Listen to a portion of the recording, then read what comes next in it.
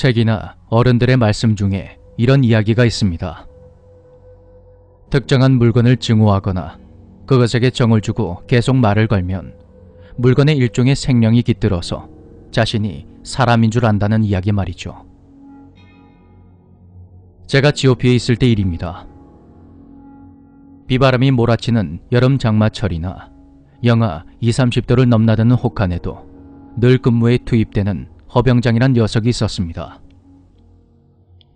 군대에 다녀오신 남자분들이라면 이게 무엇을 가리키는지 아시죠? 한결같이 다 낡아빠진 전투복 하나를 달랑 걸치고 늘 같은 장소에 배치되는 허수아비를 우린 허병장이라고 불렀습니다. 주간에는 그것이 마네킹이라는 게 들키기 때문에 늘 야간 근무에 투입되었던 허병장을 우린 줄여서 허병이라고 불렀는데요. 전 야간 근무를 철수할 때마다 오늘도 무사히 근무 마치느라 수고했으니 푹 쉬라며 늘 그렇게 말을 걸곤 했습니다. GOP 짬밥이 얼추 반년쯤 되어갈 무렵 시기상으로는 여름이 다 저물어 가던 때였습니다. 당시 후반야 근무였던 저는 평소대로 오밤중에 졸린 눈을 비비며 일어나서 근무 투입 준비를 했습니다. 그런데 상황실에 있던 포반장이 통신수단 중 하나인 스파이더로 온갖 쌍욕을 하면서 장난친 놈 잡히면 죽는다고 역정을 내더군요. 저는 또 어느 말년이 밀조를 돌면서 장난을 치나보다 하고 말았습니다. 스파이더는 일반 가정집 전화처럼 번호만 알면 외부에서 휴대폰으로도 장난 전화를 할 수가 있었습니다. 모 휴가자가 후임에게 스파이더로 전화를 걸었다가 영창엔드 징역을 먹었던 일도 있었더랬죠. 합동 후에 전반야와 교대를 했는데 저와 교대하던 초소의 선임 분대장이 뜬금없이 조심하라 하더군요. 상병 사수였던 저는 이 인간이 장난을 쳤구나 하고 말았고 근무에 투입한 후 후임과 열심히 노가리를 까먹고 있었습니다. 밤은 길고 긴데 이야기거리는 두어 시간 만에 동이 나니 그 후로는 졸음과 싸우는 시간입니다. 후반야의 지루함을 알만한 분들은 아실 겁니다. 그때 상황실에서 각 초소로 스파이더를 돌렸는데 그 내용인즉슨 허병을 걸어둔 초소에서 자꾸 상황 보고가 온다는 것입니다. 상황실에서는 말년이나 아니면 다른 병사가 그곳을 지나며 장난을 친 것이 분명하다면서 범인을 색출해내려 했고 우리야 그럴 일이 없으니 있는 그대로 보고를 냈습니다. 초소, 상병 김민우입니다. 저희 이제 밀조 한 바퀴인데다가 밀조간 특이사항 없었습니다.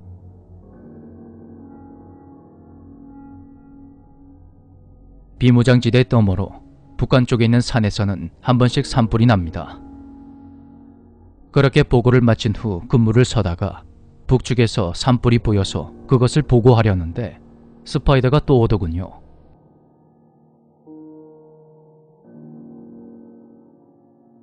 에이씨, 누가 자꾸 빈 초소에서 장난질이야? 전반야 후반야 너희들 죄다 간땡이 마실 뻔했냐? 어? 그러더니 포반장은 부소대장에게 연락을 넣었으니 밀조를 돌면서 다시 확인해보라 지시했습니다. 우린 예정보다 빠른 밀조를 돌게 되었고 상병 사수인 저는 문제의 그 빈 초소를 확인차 순찰하게 되었죠. 그런데 그곳에 배치된 스파이더의 수화기가 내려가 있었고 선이 해져 있는 겁니다. 전 이래서 혼선이 왔나 보다 하고 수화기를 원위치 시킨 후 상황 보고를 냈습니다. 저와 후임은 초소를 지나면서 허병에게 말을 걸었습니다. 어이 허병, 그런 장난 이제 그만하고 우리 나머지 근무 좀 잘 서보자고. 알았나? 그 후로 저와 후임은 다시 근무를 섰고 철수한 뒤에는 아침부터 점심 낮절까지 잠을 잤습니다. 그리고 다시 시작된 후반야 근무. 첫 대기에 들어간 저는 밀조를 나서면서 허병이 있는 빈초소를 지나쳤습니다. 내 간대. 수고해라 허병. 그렇게 초소로 들어가서 근무를 서는데 이번에는 구국회의로 무전이 들어왔습니다.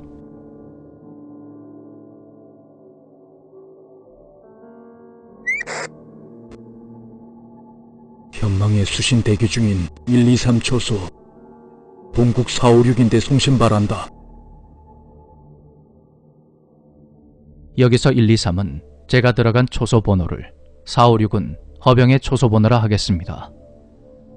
그 무선망은 현재 근무에 투입된 분대원들의 채널과 동일했기 때문에 모두 그 무전을 들었고, 뒤를 이어 분대원들의 웅성거림과 함께 지금 수화자가 누구냐는 무전이 차례대로 들어왔습니다. 저 역시 어떻게 해야 되는지 모르고 있었는데 그때 동일한 무전이 한 번 더 들어왔습니다.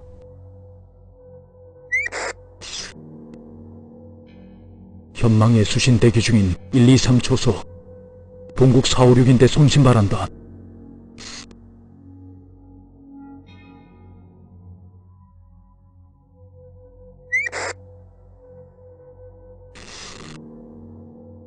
현망에 수신 대기 중인 123 초소 본국 456인데 송신 바란다.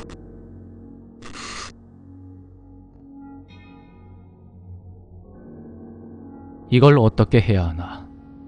대체 누가 이런 장난을 치나 하고 생각하고 있는데 대기 초소의 소대장이 스파이드로 저에게 연락을 해서는 그 무전에 응답을 해보라 지시했습니다.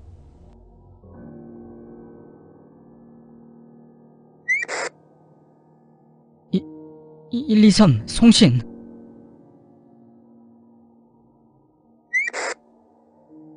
(123) 본국 456 현재 근무 중 특이사항 없고 789번 철주 근처로 고라니 한 마리가 다니고 있다.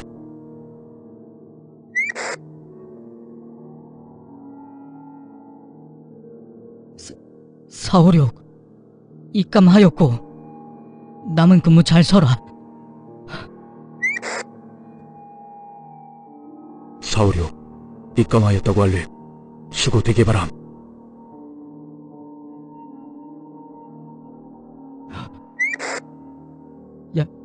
양호 수고 대기 바람.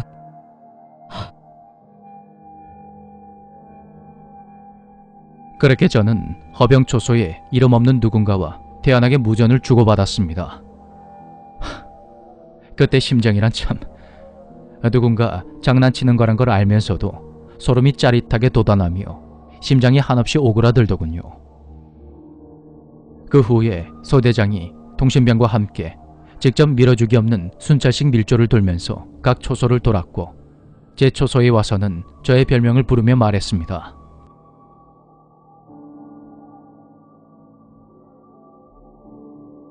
어이, 무식이 깐돌이. 니 아까 허병초소에서 날라온 무전에 응답했지? 어? 예, 그렇습니다. 기분이 어땠노? 미치는 줄 알았습니다. 지금도 소름 돋습니다, 소대장님.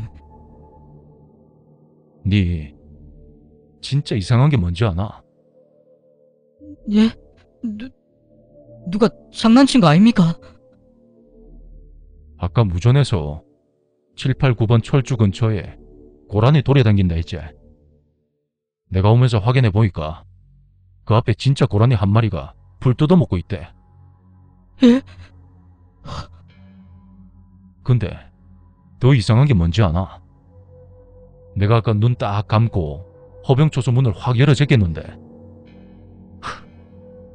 이거 주워왔다. 한 번 봐봐라. 소대장님이 저에게 보여준 것은 이름을 알 수 없는 구형 무전기였는데 영화 알포인트에서 봤던 기다랗고 네모난 휴대용 무전기와 비슷하게 생긴 것이었습니다.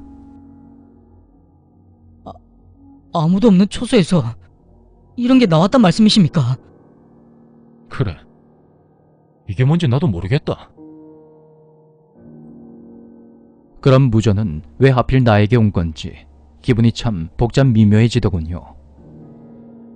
어차피 상황은 당사자인 우리 분대만 알고 있었고 위쪽에 보고해봤자 믿어주지도 않을 것 같아서 그 일을 그냥 넘겨버렸습니다. 하지만 그것은 시작에 불과했습니다. 사건의 발단은 후반야 3일째 발생했습니다.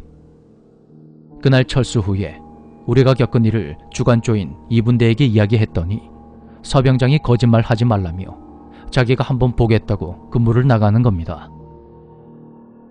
그리고 취침에 들어간 저는 꿈을 하나 꾸게 됩니다. 꿈에 제가 내무실에서 TV를 보고 있는데 문이 열리면서 일병 한 명이 들어왔습니다. 얼굴을 보니 저희 소대 사람이 아니었습니다. 그는 저와 함께 TV를 보던 분대원들에게는 눈길 한번 주지 않고 일병이 마음에 안 든다며 그의 가슴을 발로 차는 겁니다. 그리고 일병이 저에게 와서 털썩 쓰러지더니 저 억울합니다. 진짜 억울합니다, 김상병님.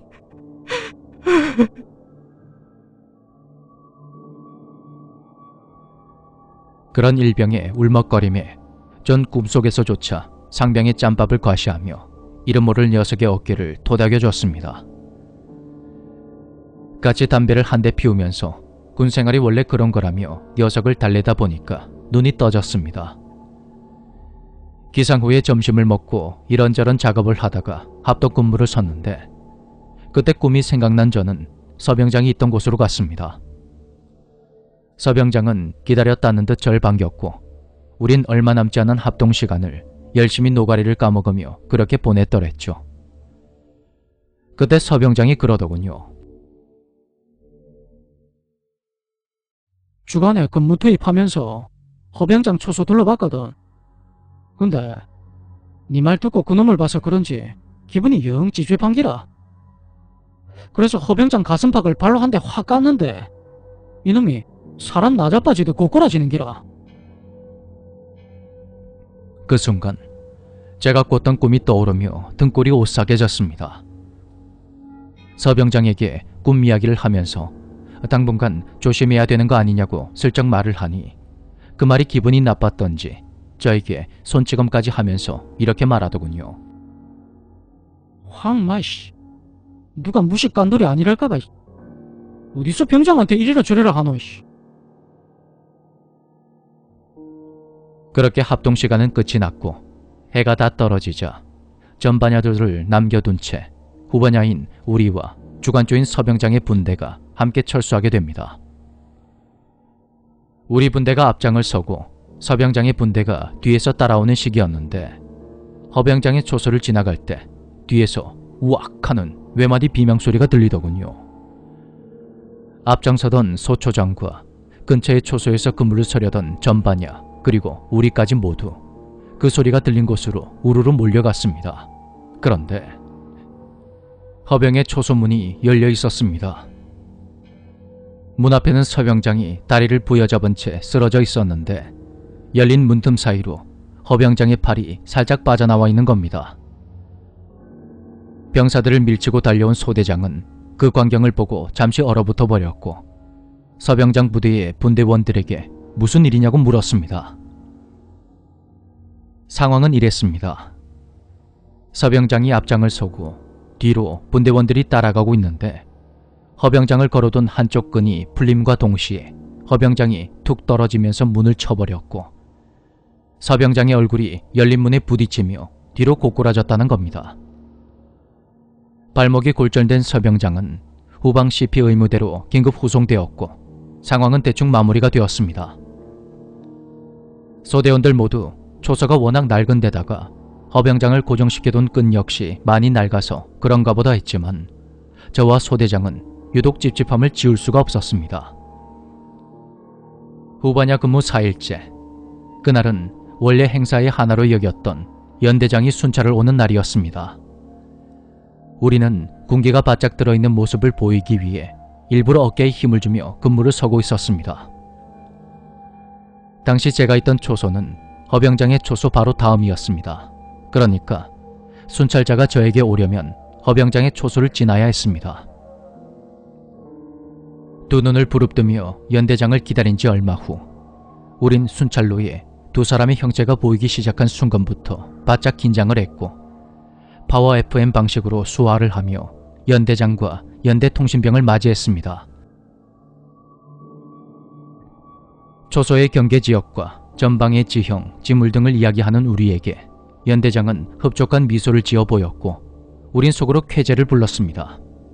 그런데 연대장이 그러더군요. 어이 통신병, 연대 상황실에 무전 날려서 내일 이 녀석들 소초에 황금 맞춰 올려보내라 해라. 여기서 황금마차는 이동식 PX를 가리키는 것으로 보통 주 1회 방문이었는데 근무 상태가 좋은 소초에는 이것을 한 번 더 오게끔 하는 특전이 있었습니다. 소초 병사들 근무 상태가 다 좋아. 방금 4, 5, 6 초소에 있던 애들도 수화 방식이나 근무 브리핑이 워낙 좋아서 내 특별히 황마 서비스 했다. 그 말에 저와 소대장은 그대로 얼어버렸습니다. 분위기가 뭔가 묘해진 걸 눈치챘는지 연대장이 다시 한번 말을 하더군요. 4, 5, 6 초소 애들 말이야. 근무 상태가 아주 좋아. 굿이야. 굿. 연대장님, 죄송합니다. 다시 한번 말씀해 주시면 안 되겠습니까? 오호, 젊은 친구가 귀가 안 좋나? 4, 5, 6 초소 애들 말이야. 연대장님, 그 초소는 마네킹만 세워놓는 가초소입니다. 뭐? 그게 무슨 말이야? 내랑 통신병이랑 방금 전까지 수화받고 그 안에서 애들이 브리핑하는 것까지 다 들었는데. 어이 통신병, 네가 말해봐. 예. 분명히 일병 사수가 수화하고 브리핑도 했었습니다. 어이, 거기 상병 사수. 123 초소 근무자 상병 김민우. 네가 말해봐라. 거기 일병 사수 너희 분대 아니야? 123 초소 근무자 상병 김민우. 연대장님 말씀에 답변 드리겠습니다. 현재 4, 5, 6 초소는 전십 투입이 아님 이상 마네킹을 세워서 적을 기만하는 가초소로 운영하고 있습니다. 현재 저희 분대 인원은 총 11명으로 근무 투입자 8명을 제외한 나머지 인원은 비번이며 비번 인원 중에 일병 1명은 현재 상황실에서 근무를 서고 있습니다.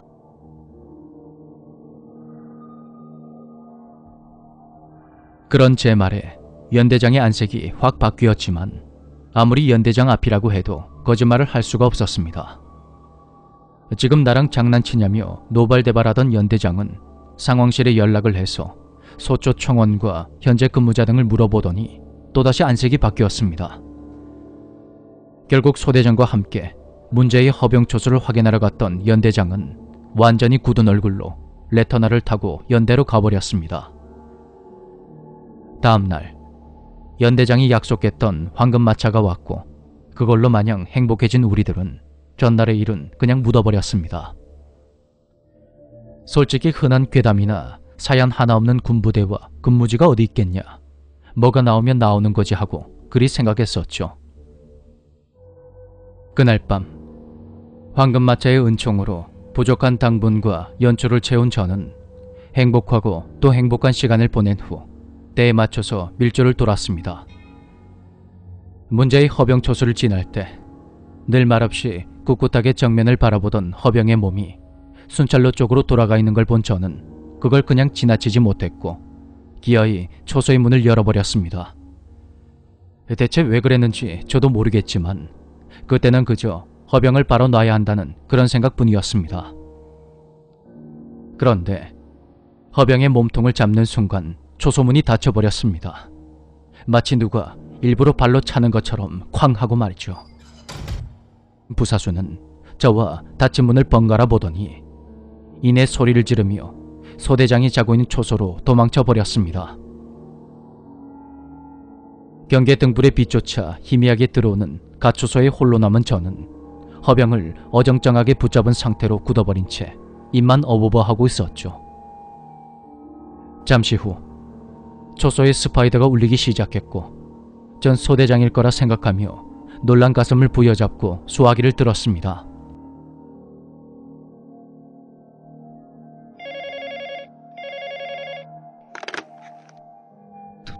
통신보안 456 초소 상병 김민우입니다. 통신보안 456 초소 상병 김민우입니다. 정말 너무 무서워서 금방이라도 이성의 끈을 놔버릴 것 같았지만 전 고참들이 날 놀리는 거라 생각하며 겨우 정신을 차렸습니다. 그런데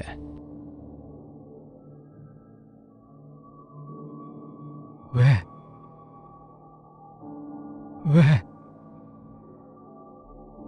분대장님, 나병장님, 신해병 너냐? 아 진짜 장난치지 마십시오. 왜? 아 진짜 왜는 또 뭐가 왜입니까? 충분히 무서우니까 그만하십시오.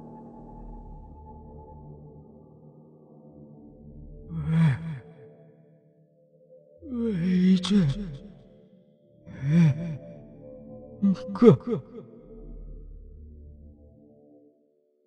야, 너 누구야? 근무 철수하면 뒤질 줄 알아. 너 누구야?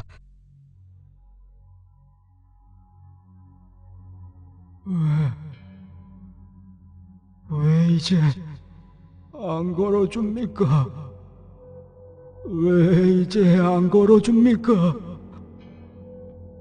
뭐? 왜 며칠 전처럼 늘 그렇듯이 말 안 걸어줍니까?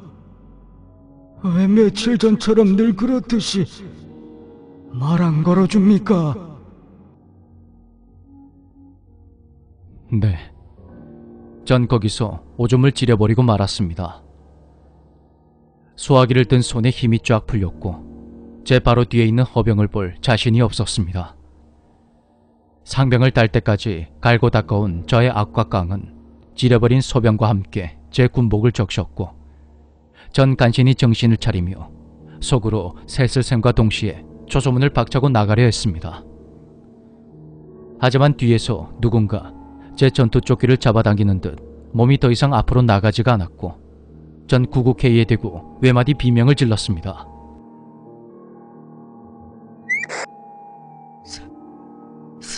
살려주십시오. 살려주십시오, 소대장님. 그 말을 끝으로 전 끝내 정신을 놔버렸습니다.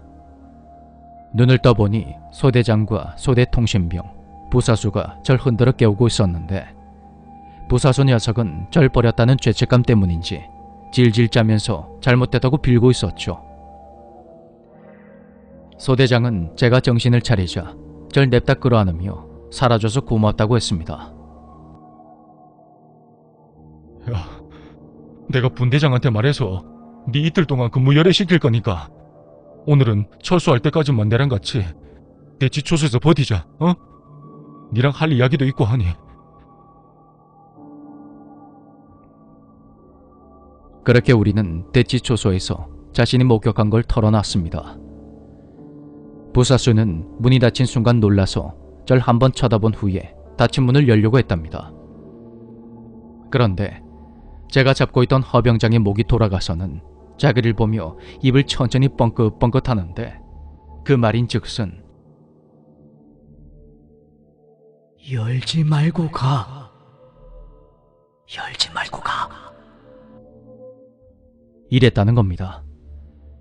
그걸 본 부사수는 당장 소대장에게 보고를 해야 한다는 생각에 대치초소 문을 박차고 들어가서 단잠에 빠져있던 소대장을 미친 듯이 잡아 흔들었다고 합니다. 이야기를 들은 소대장은 저와 겪은 일련의 사건들 때문에 일말의 의심도 없이 부사수와 함께 초소로 달려갔습니다. 그리고 소대장과 부사수 그리고 허병초소와 가까운 곳에 있던 선임과 소대통신병은 말 그대로 믿기 어려운 장면을 보고야 말았습니다. 문을 발로 차며 밖으로 뛰쳐나가려는 저와 마치 떨어지기 싫다는 듯 제 전투조끼를 잡고 있던 허병의 손을 봤다는 겁니다. 그리고 때맞춰 분대 무선망에 울려 퍼진 저의 목소리.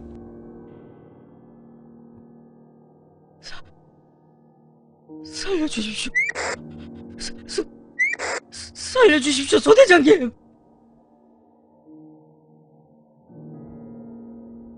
허병 초소와 인접한 곳에 있는 초소의 인원들은 공사 K로 그 광경을 고스란히 지켜보며 덜덜 떨고 있었고, 멀리 떨어진 곳에 있던 다른 근무자들은 제가 간첩에게 당하고 있는 줄 알았다고 합니다. 그리고 마지막에 소대장과 인원들이 도착한 순간 소대장과 절 번갈아 구우며 아쉬운 듯 손을 놓는 허병의 하얀 팔까지 모두 보았다고 합니다. 그와 동시에 저는 바닥에 고꾸라져 버렸고 소대장과 부사수가 절 마구 흔들어 깨운 것이죠. 날이 밝는 대로 허병은 공터에서 소각되었고 소금 주머니와 함께 땅에 묻혔습니다. 문제의 가초소에는 플라스틱으로 된 북한군 표적이 세워졌고 스파이더 역시 없애버렸습니다. 저와 부사수는 한동안 주간 근무만 돌며 그렇게 지냈습니다. 전 제가 겪은 일들을 아직도 믿을 수가 없습니다. 그 사건 이후로는 밤길을 걷다가 마주치는 쇼윈도의 마네킹만 봐도 온몸이 저릿저릿합니다. 물건에 함부로 말을 걸지 마세요. 언젠가는 그들이 말을 걸어올지도 모릅니다.